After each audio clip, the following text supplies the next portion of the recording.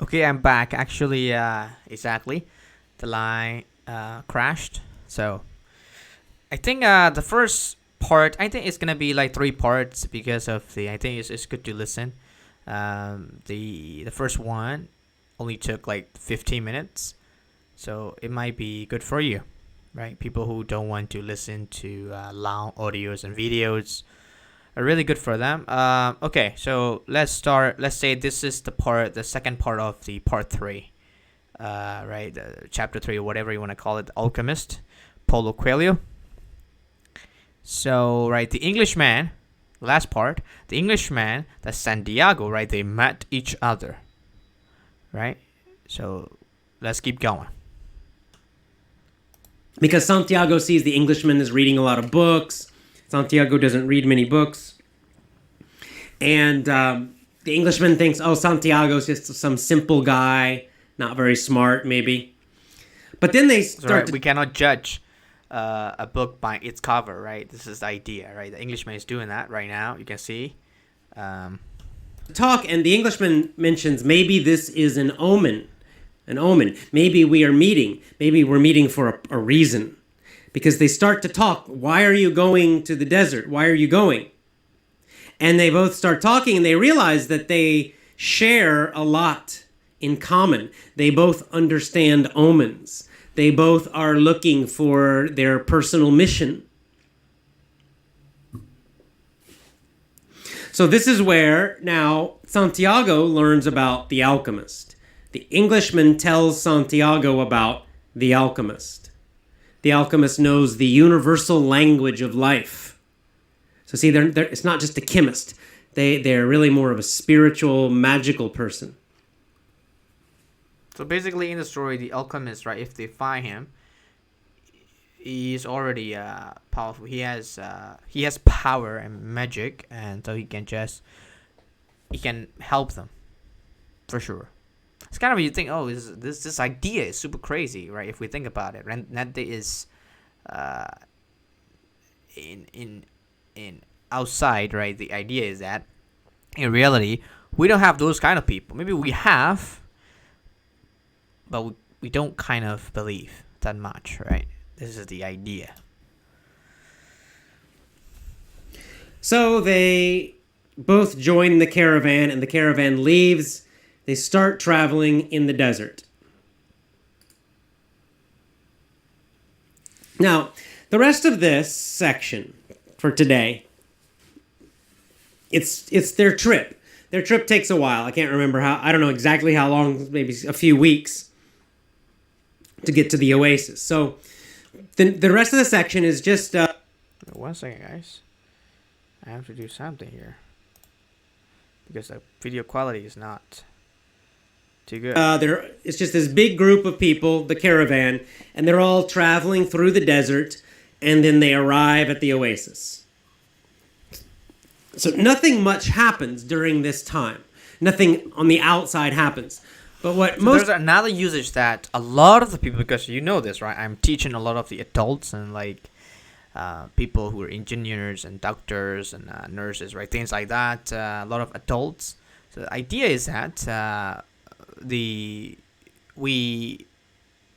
that there are words actually like disappear, appear, destroy, break, happen, things like that.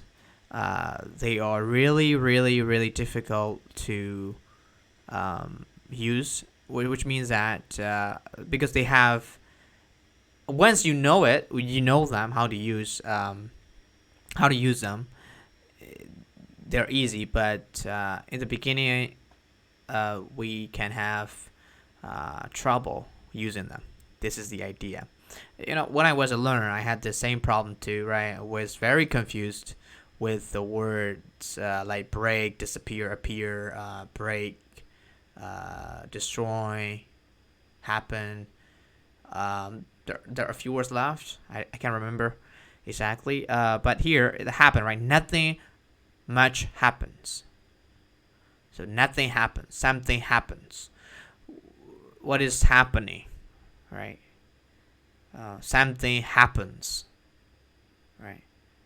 So we ask someone a question that what is happening, what happens, what happened, what has happened, right? So this is the idea.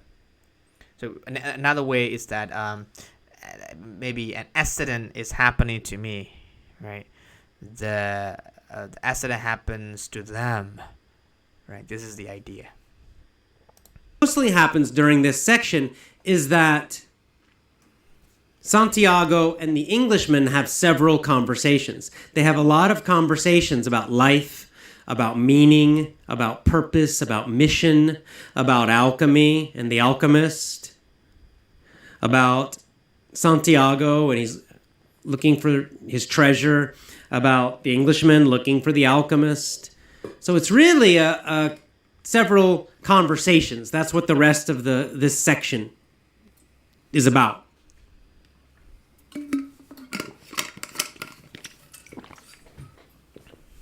The first conversation they have about coincidence. Coincidence is kind of when something happens, and maybe sometimes people call it good luck. What a coincidence! We have the belief nowadays that like when something good happens, maybe it's just random. There's no meaning, or it's just a coincidence. It's just random. But the Englishman says there are no coincidences. That's not true. It's not random.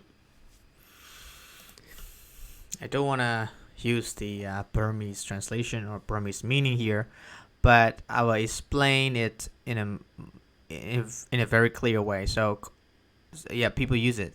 What a coincidence! So the idea is that you're at the shopping center. You meet a person, but you don't expect you have no expectation to meet that person, right? And then you meet, boom, right, suddenly, and we say, oh, what a coincidence, right? But in the book that there are no coincidence, right?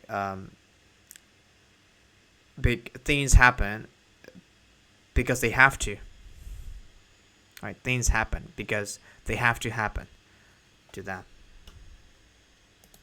That actually everything has connection, right? Like this. When things happen, when something happens, for example, when Santiago and the Englishman, they meet each other. Well, this seems random, right? It's just chance. But the Englishman says, no, this is not true, that these events have a meaning. They have a purpose. That it was not an accident that they met.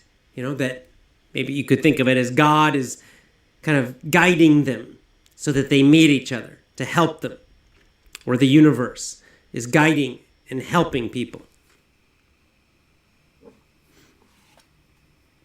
He describes it as the mysterious chain that connects one thing to another. Right? It's the connection of events. Nothing happens just totally randomly. Everything is connected. That's what he says. Now, right, if you don't learn English, you want to speak English really well, fluently, but then you don't do anything, right? Just sit, you become lazy. Oh, it's okay. I can do it later. I can do it later. I can do it later. You keep saying this, right? You cannot speak English, of course. You won't be able to speak English really well. Why? Because the actions that you are doing right now will become your result in the future that maybe you want or you don't want. We don't know, right? So everything is connected. We can think about it in other way, right? So keep learning English, guys. The East, meaning India and the Far East, they would probably call this karma. It's a similar idea to karma.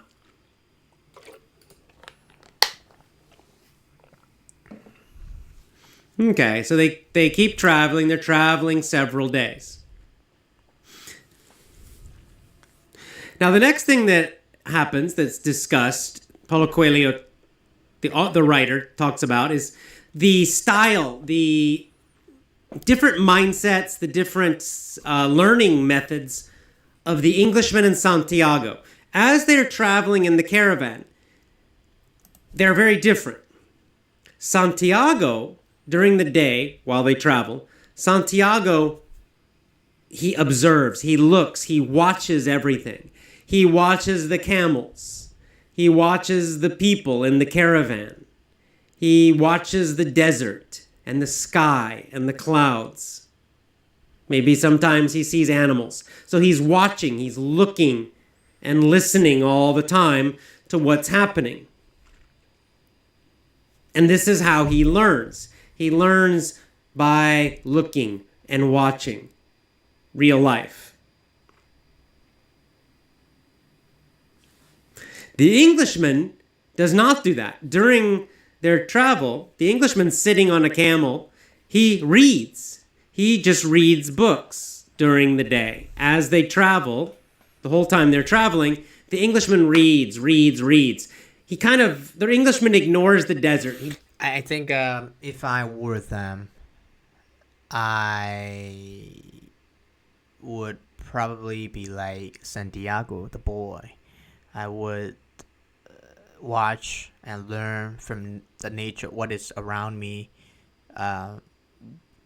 right? Because if I hadn't been there, right? If I had not been there, I would be doing this. I would be watching and looking at things that I had never seen before, right? This is the thing that I would do. But if I'm very familiar with the places, maybe I just don't want to do that. Maybe I will be reading books and things like that. So I think the Englishman is kind of a bit weird. He doesn't look at the desert. He mostly ignores the people. He does not see what's happening around him very much. I think it's Instead, wrong. He's focused on books. He's reading. He's a book learner.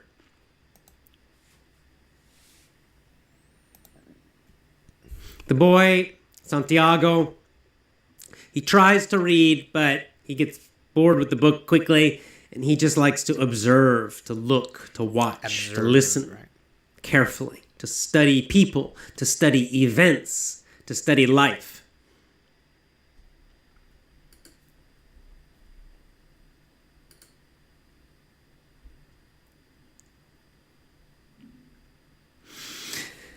Next, they have a discussion about this because the next thing that happened, the Englishman and Santiago, they have a little bit of an argument. Basically, the Englishman tells Santiago, you should read more books, because the Englishman is telling him about alchemy, and Santiago is very curious. Santiago wants to learn more about alchemy. And the Englishman kind of criticizes him and says, you need to read more books. You will learn so much if you read more books. But then... That is true, right? That is true, yes. Sometimes, right? Actually, today I had the class and I was talking to my students and learners that we have to... I think it's kind of like a code or something.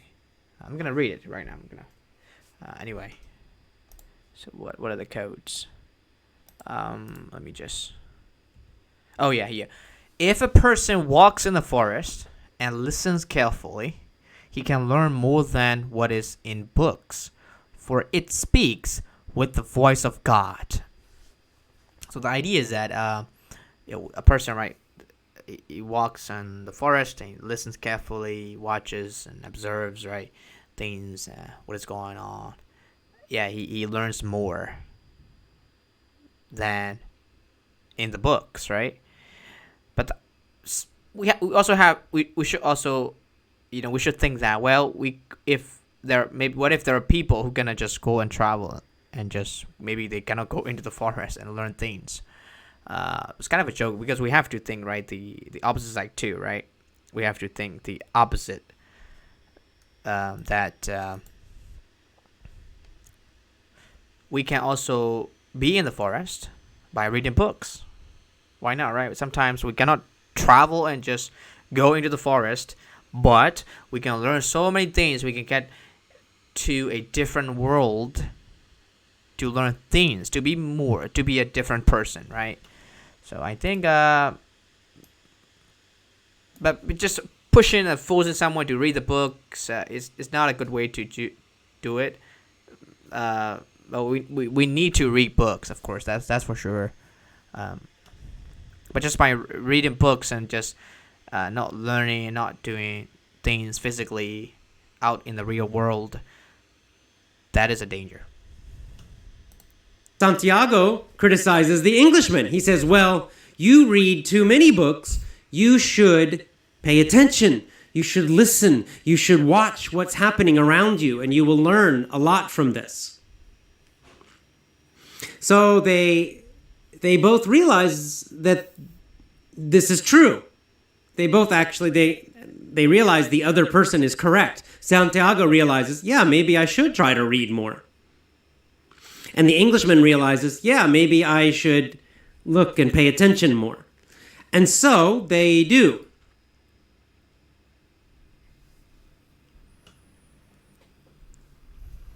The alchemist gives Santiago a book about alchemy. And it describes kind of the basic ideas of alchemy. And at the same time, the Englishman stops reading and he starts watching the people and the caravan and everything that's happening in nature. So this is what, let me explain now, what does he learn about alchemy in the book? Here's what he learns. He says they're strange books. There's a book about famous alchemists. I'm going to read this whole section.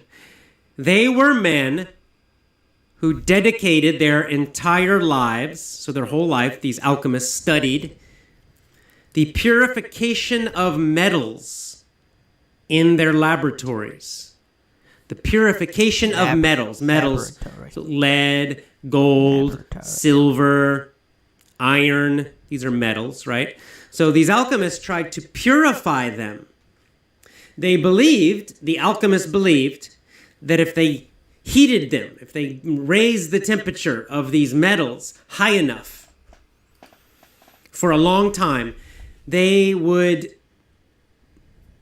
change into something called the soul of the world.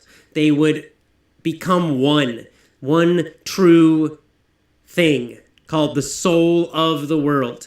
And this soul of the world, they could use it to understand everything, to understand all of the universe. It's kind of weird, right? Trying to make this soul of the world, this kind of philosopher's stone, is what they called it. If they could do this successfully, they would have that philosopher's stone. It would allow them, somehow give them the magic ability to understand the universe, to understand everything.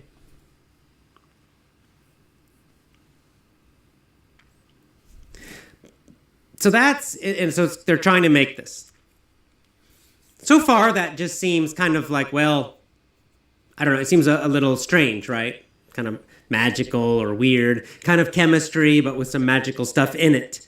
So it seems like there's no deep meaning to this. But the next section, we learn the actual true deep meaning of alchemy and the alchemists. Here it is. It says, the alchemists spent so much time close to the fire, right? So much time trying to do this, make the philosopher's stone, that they gave up vanities.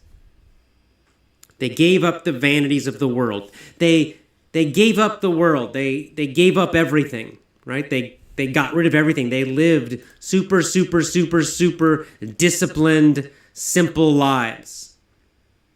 They found that the purification of the metals led to a purification of themselves. Aha! So basically this is saying that the alchemists, by working so hard trying to do this, that it became a kind of meditation. It became a kind of meditation. And actually, as they tried to do this with the metals, they purified, they made themselves more pure, more good, more holy, more godly. And maybe that it kind of happened even accidentally. They weren't trying to do that, but this just happened naturally because they were so disciplined and so focused and working so hard that they got rid of everything else, and they developed this pure mind, like meditation. Okay, guys, so we're gonna stop here. But we have to keep listening, and I would tell you more of what he's saying. I think it's too long now, so people don't want to listen to the long stuff. I know this. I understand. Right? You can be me, and I can be you. Right? This is the idea. I always make a joke about this with my learners and students. But anyway, so we're gonna stop here and just listen to these videos and listen. I think my explanation is more easier. I don't talk a lot because I just let him. The idea is that I just want you to listen to him, and if there are things, difficult things, and I'm always there, right? So, yeah. So good luck. See you next time. I think I will be doing another one again. We will do until this book is over. So bye for now. Good luck.